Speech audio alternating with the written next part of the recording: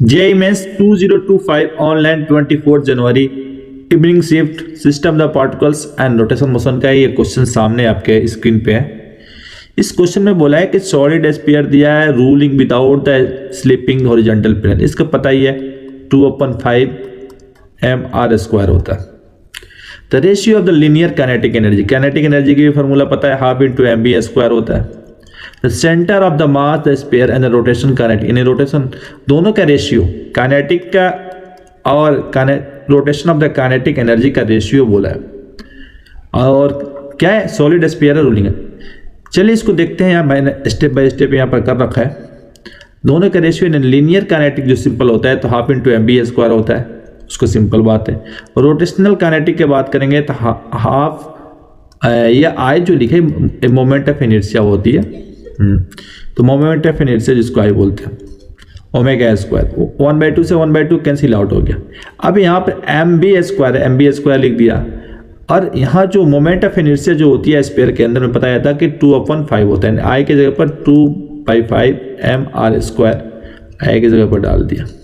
और यहाँ v के स्क्वायर की जगह पर ओमेगा r डाल देंगे। यहाँ ओमेगा r डाल देंगे v की जगह, यानी ये भी स्क्वायर में हो जाएगा, यानी r² m ये सारा कैंसिल आउट हो जाएगा। सिर्फ बचेगा 2/5, यानी ऊपर जाएगा तो 5/2। कितना सिंपल सा क्वेश्चन था।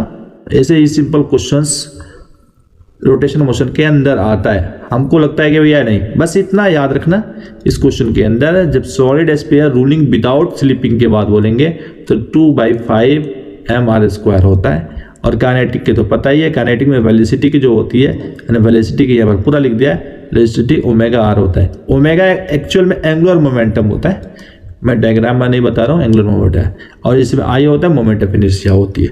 सिंपल तरीके से क्वेश्चन आता है। इस टाइप के क्वेश्चंस 2025 में क्वेश्चन आया हुआ है और उम्मीद है कि 2026 में भी आ सकता है।